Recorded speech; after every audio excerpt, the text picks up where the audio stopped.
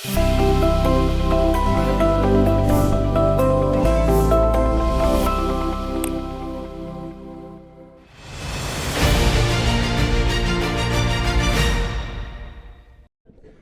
watch this topic in Hindi, skip the video to 3 minutes and 24 seconds.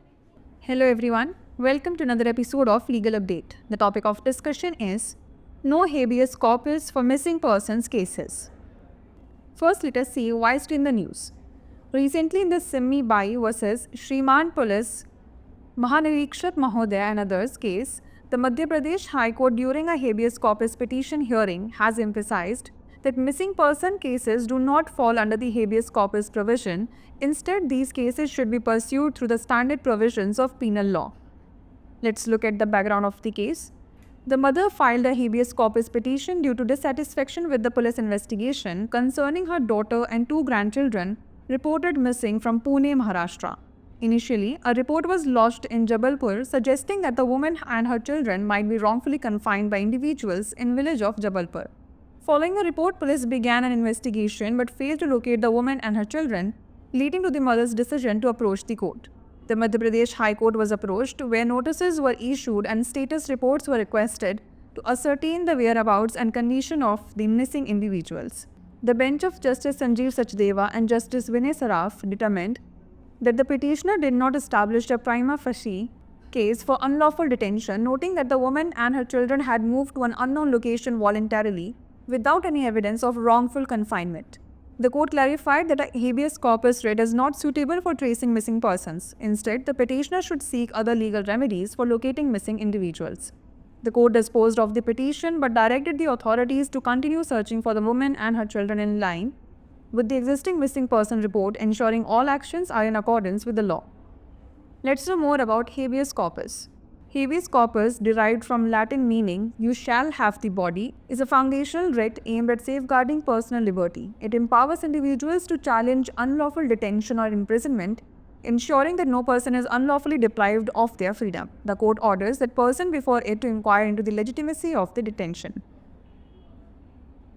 The competent court orders the release of the person in custody if it finds it arbitrary. The writ cannot be invoked if the order to arrest the person from competent authority seems under jurisdiction and prima facie legal. The writ cannot be invoked if the order to arrest the person from competent authority seems under jurisdiction and prima facie legal. The writ of habeas corpus can be filed by the detained person, his family or friends. Let's now discuss a case law related to it. ADM Jabalpur versus Shiv Kant Shukla 1976. The Supreme Court upheld the right to habeas corpus even during periods of emergency, reaffirming its crucial role in protecting individual freedoms. Before we wrap up, here's a question for you. What does habeas corpus empower individuals to do?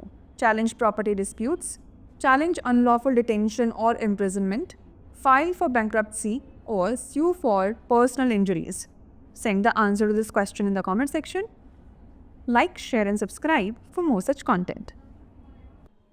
नमस्कार, legal update programme में आपका स्वागत है। आज हमारी चर्चा का विषय है गुमशुदा व्यक्तियों के मामलों में बंदी प्रत्यक्षीकरण की व्यवस्था नहीं। सबसे पहले जान लेते हैं चर्चा में क्यों है। हाल ही में सिम्मी बाई बनाम श्रीमान पुलिस महानिरीक्षक महोदया एवं अन्य मामले में मध्य प्रदेश उच्च न्यायालय ने बंदी प्रत्यक्षीकरण याचिका की सुनवाई के दौरान इस बात पर जोर दिया है कि गुमशुदा व्यक्ति के मामले बंदी प्रत्यक्षीकरण प्रावधान के अंतर्गत नहीं आते हैं। इसके बजाय इन मामलों को दंड कानून के मानक प्रावधानों के माध्यम से आगे बढ़ाया जाना चाहिए। चलिए जान लेते हैं मामले की पृष्ठभूमि। महाराष्ट्र के पुणे से लापता हुई अपनी बेटी और 2 पोते पोतियों के संबंध में पुलिस जांच से असंतुष्ट होकर मां ने बंदी प्रत्यक्षीकरण याचिका दायर की। प्रारंभ में जबलपुर में एक रिपोर्ट दर्ज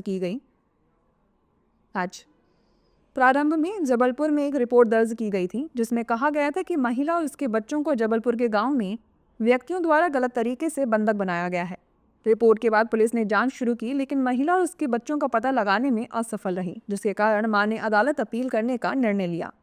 मध्य प्रदेश उच्च न्यायालय में अपील की गई, जहां नोटिस जारी किए गए और लापता व्यक्तियों के ठिकाने और स्थिति का पता लगाने के लिए स्थिति रिपोर्ट मांगी गई। न्यायालय की टिप्पणी की बात करें तो न्यायमूर्ति संजीव सचदेवा और न्यायमूर्ति विनय सराफ की पीठ ने निर्धारित किया कि याचिकाकर्ता ने गैर कानूनी हिरासत का प्रथम दृष्टया मामला स्थापित नहीं किया है और यह भी कहा कि महिला और उसके बच्चे गलत तरीके से हिरासत में रखे जाने के किसी भी सबूत के बिना स्वेच्छा से अज्ञात स्थान पर चले गए थे। न्यायालय ने स्पष्ट किया कि बंदी प्रत्यक्षीकरण याचिका गुमशुदा व्यक्तियों का पता लगाने के लिए उपयुक्त नहीं है। इसके बजाय याचिकाकर्ता को गुमशुदा व्यक्तियों का पता लगाने के लिए अन्य कानूनी उपाय तलाशने चाहिए।